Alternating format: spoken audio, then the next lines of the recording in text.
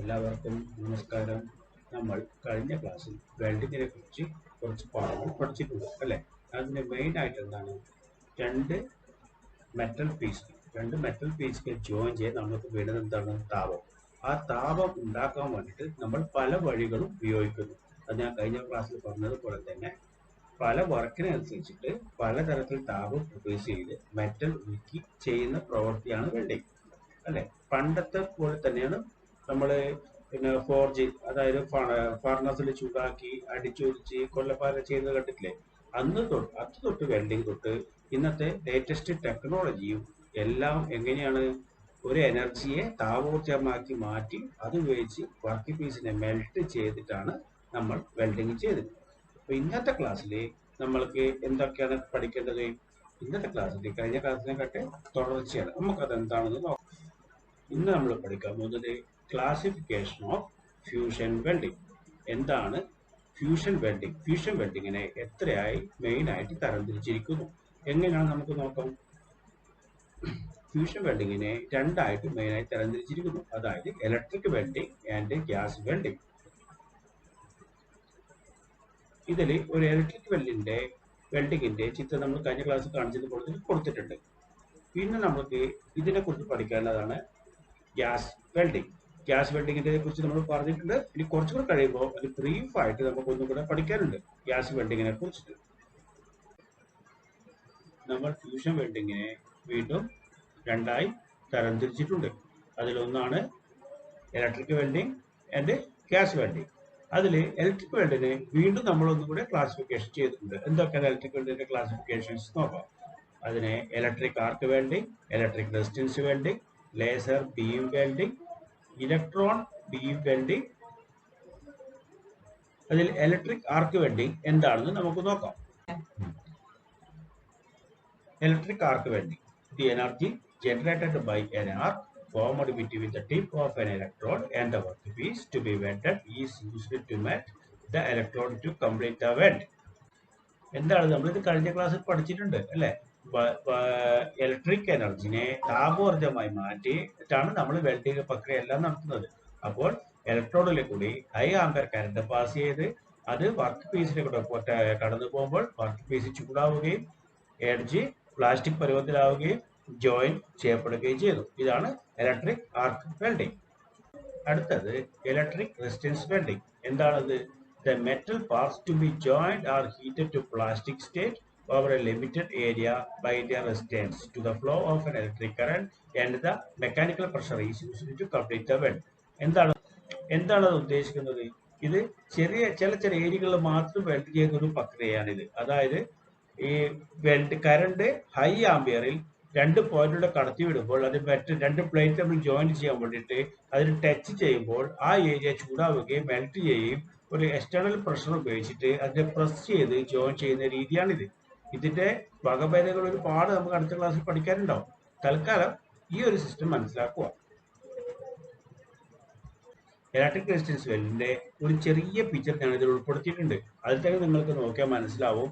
രണ്ട് സൈഡിൽ നിന്നും ഇലക്ട്രോഡും നടുക്ക് വർക്ക് പ്ലേറ്റും, ആ ഇലക്ട്രോഡ് രണ്ട് കോണ്ടാക്ട് ചെയ്ത സ്ഥലത്ത് മാത്രം ഉരുകി ജോയിൻ ചെയ്യുന്ന രീതിയാണിത്. അത് ചൂടായി നിൽക്കുമ്പോൾ എക്സ്ട്രാ രണ്ട് സൈഡിൽ ഇലക്ട്രോഡ് പ്രസ് ചെയ്യുമ്പോഴേക്കും ആ പീസ് ആ വർക്ക് ജോയിന്റ് ആവും. ഇത് ഹൈ ആംപിയർ ഉപയോഗിച്ചിട്ടാണ് ഇത് ചെയ്യുന്നത്. അടുത്തത് ലേസർ ബീം വെൽഡിംഗ്. എന്താണത്? ലേസേഴ്സ് are devices which are capable of generating a very intense beam of optical radiation which can melt the edges of work to be welded. ഇതും നമ്മൾ നേരത്തെ പറഞ്ഞ പോലെ തന്നെയാണ്. വർക്ക് പീസിന്റെ എഡ്ജ് മെൽറ്റ് ചെയ്ത് ജോയിൻ ചെയ്യുന്ന രീതിയാണ്. അതെങ്ങനെയാണ്? ലേസർ ഇന്റൻസീവ് ബീം ആയിട്ടുള്ള ഒപ്റ്റിക്കൽ റേഡിയേഷൻ ഉപയോഗിച്ച് വെൽഡ് ചെയ്യേണ്ട ഭാഗം മെൽറ്റ് ചെയ്ത് വെൽഡ് ചെയ്യുന്നതാണ് ഇതിന്റെ രീതി. ലേസർ ബീം വെൽഡിങ്ങിന്റെ ഒരു പിക്ചർ ഞാൻ ഇതിൽ കൊടുത്തിട്ടുണ്ട്. ഇതിൽ എന്താണ് നിങ്ങൾ നോക്കൂ. രണ്ട് സൈഡില് ഫ്ലാഷ് ലൈറ്റ് വെച്ചിട്ട് ഫ്ലാഷ് ലൈറ്റിൻ്റെ ഒരു ട്യൂബിലൂടെ കടത്തിവിട്ട് ആ ട്യൂബിൽ വരുന്ന ലൈറ്റ് ഒരു ലെൻസിലൂടെ കടത്തിവിട്ട് അത് വർക്ക് പീസ് എത്തുമ്പോഴേക്കും ആ വർക്ക് പീസ് ടച്ച് ചെയ്യുന്ന ഭാഗം ചൂടായി അവിടെ മെറ്റൽ ഉരുക്കി ജോയിൻ ചെയ്യുന്ന രീതിയാണ് ഇത്. ഓക്കെ. അടുത്തത് electron beam welding. It utilizes the energy from a fast moving beam of electrons focused on the workpiece. ഇതും അതേപോലെ തന്നെയാണ്. ഫാസ്റ്റ് മൂവ് ചെയ്യുന്ന ഇലക്ട്രോൺസ് വർക്ക് പീസിൽ ഒരു കേന്ദ്ര ബിന്ദുവിൽ ഫോക്കസ് ചെയ്യുമ്പോൾ അവിടെ ചൂടാവുകയും ആ വർക്ക് പീസ് മെൽട്ട് ആയിട്ട് എവിടെയാണോ ജോയിൻ ചെയ്തത് അവിടെ ജോയിൻ ആവപ്പെടുകയും ചെയ്യുന്നു. ഇലക്ട്രോൺ ബീം വെൽഡിങ്ങിന്റെ ഒരു ചെറിയ പിക്ചർ ഞാൻ ഇവിടെ കൊടുത്തിട്ടുണ്ട്. ഇതിൽ രശ്മി വർക്ക് ചെയ്യേണ്ട പ്രതലത്തിലേക്ക് അതിവേഗത്തിൽ സഞ്ചരിച്ച് അവിടെ ഹീറ്റ് ചെയ്ത് ജോയിൻ ചെയ്യുന്ന രീതിയാണ് ഇലക്ട്രോൺ ബീം വെൽഡിംഗ്. അടുത്ത നമുക്ക് ഇലക്ട്രിക് ആർക്ക് വെൽഡിങ്ങിനെ കുറിച്ച് നോക്കാം. എന്താണ് ഇലക്ട്രിക് ആർക്ക് വെൽഡിങ്ങിനെ മെയിൻ ആയിട്ട് 8 തരംതിരിച്ചിട്ടുണ്ട്. അതെന്തൊക്കെയാണ്? Metallic arc welding, carbon arc welding, atomic hydrogen arc welding, inert gas arc welding, carbon dioxide arc welding, submerged arc welding, electro slag welding, plasma arc welding.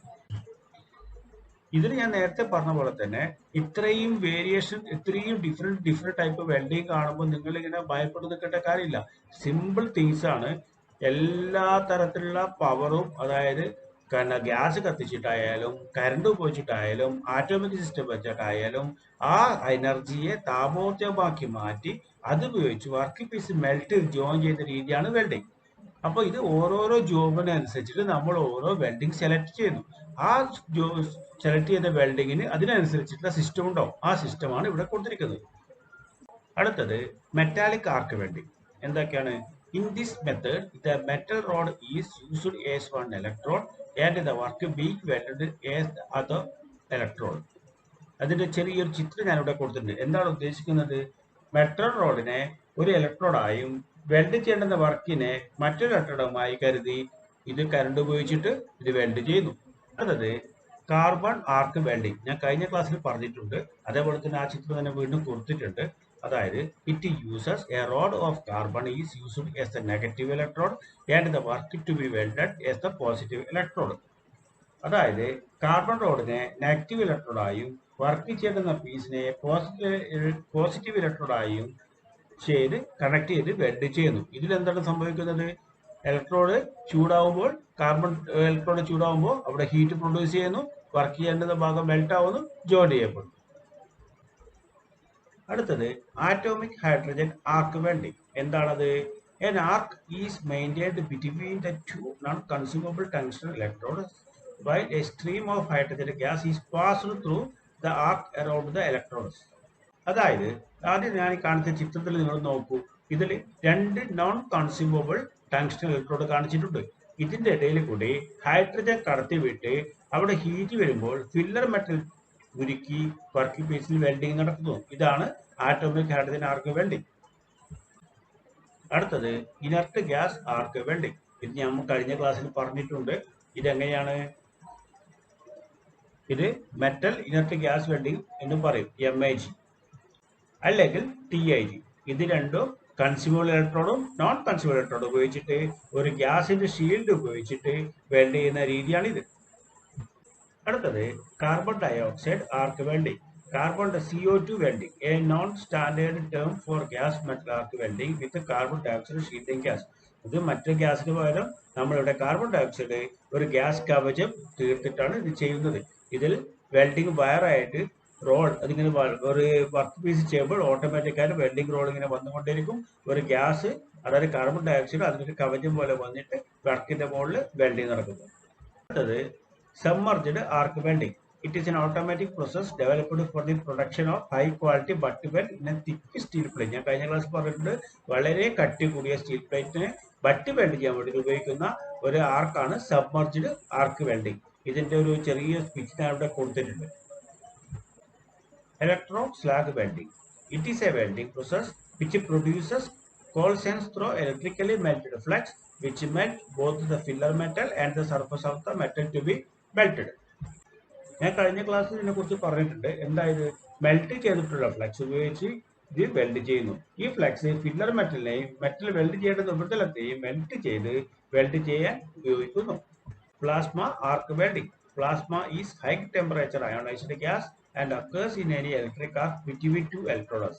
The ionized gas plasma gets hotter by resistance heating from the current passing through it. If the arc is constrained by an orifice, in the proportion of ionized gas increases and plasma arc welding is created. എന്തെന്നാൽ ഉയർന്ന താപനിലയിലുള്ള ഒരു ionised gas ആണ് plasma. എന്താണ് ഇതിൽ? നിങ്ങൾ ഈ ചിത്രം ഒന്ന് നോക്കൂ. ഈ ഇതിൽ നോൺ കൺസ്യൂമബിൾ ടങ്സ്റ്റൺ ഇലക്ട്രോഡ് ഉപയോഗിച്ചിരിക്കുന്നത്. ഈ നോൺ കൺസ്യൂമബിൾ ടങ്സ്റ്റൺ ഇലക്ട്രോഡിന്റെ ഇടയിൽ കൂടി പ്ലാസ്മ ഗ്യാസ് കടത്തിവിടുകയും അതിന്റെ ഒരു സൈഡിൽ കൂടി ഒരു ഷീൽഡ് ഗ്യാസ്, ഒരു കവചിത ഗ്യാസ് കൂടെ കടത്തിവിടുന്നു. ഇത് വർക്കിംഗ് പീസിലേക്ക് എത്തുമ്പോഴേക്കും ടങ്സ്റ്റൺ ഇലക്ട്രോഡ് ചൂടാവുകയും ആ ഒരു കറണ്ട് പാസ് ചെയ്യുന്ന റെസിസ്റ്റൻസിലെ പ്ലാസ്മ ഹൈ ടെമ്പറേച്ചർ എത്തുകയും ഇവിടെ വർക്കിംഗ് പീസ് മെൽറ്റ് ആവുകയും ചെയ്യുന്നു. ഇങ്ങനെയാണ് പ്ലാസ്മ ആർക്ക് വെൽഡിംഗ് ചെയ്യുന്നത്. അപ്പോൾ ഇന്നെടുത്ത ഈ ചെറിയൊരു ഭാഗം നിങ്ങൾ എല്ലാവരും ഒന്ന് മനസ്സിരുത്തി വായിക്കുക. കഴിഞ്ഞ ക്ലാസ്സിലും ഏകദേശം ഇത് തന്നെയാണ് പറഞ്ഞത്, ഈ ക്ലാസ്സിലും ഇത് തന്നെയാണ് പറഞ്ഞത്. കഴിഞ്ഞ ക്ലാസ്സിൽ പറഞ്ഞത് എന്തുകൊണ്ടാണ് ഈ പ്രാവശ്യം വന്നത് എന്ന് വെച്ചാൽ നമ്മൾ വെൽഡിങ്ങിന്റെ വീണ്ടും ഓരോ തരംതിരിച്ചിട്ട് വരുമ്പോഴാണ് ഇതൊക്കെ വീണ്ടും കയറി വന്നത്. അപ്പോൾ ഇത് രണ്ടും ഇതെല്ലാം കൂടെ ഒന്ന് വായിച്ചിട്ട് നിങ്ങൾ മനസ്സിലാക്കുക. ഓക്കെ, എല്ലാവരും താങ്ക് യു.